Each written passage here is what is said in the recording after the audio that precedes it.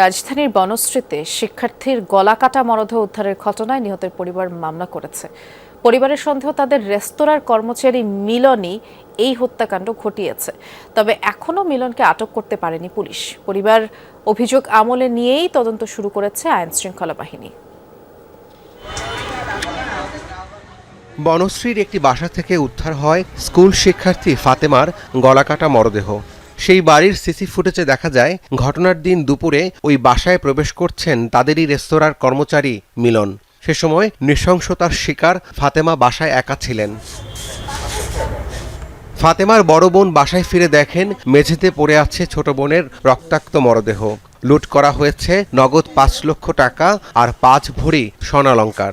ওরে প্রথমত খুন করে তারপর ওই যে অর্ডার লকার খুলে ভেঙে নিছে, কারণ ওইখানে অর্ডার মানে ব্লাড ছিল।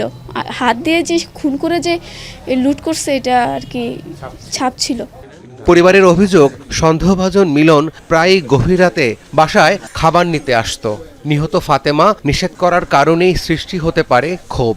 বিচার চাই, যাতে আমার মেয়েটার আসামিটা ধরে আর সুস্থ বিচারটা আমি দেখতাম। আমরা যারা জড়িত আছে এরও আমরা সুস্থ মতন আমরা বিচার চাই স্যার।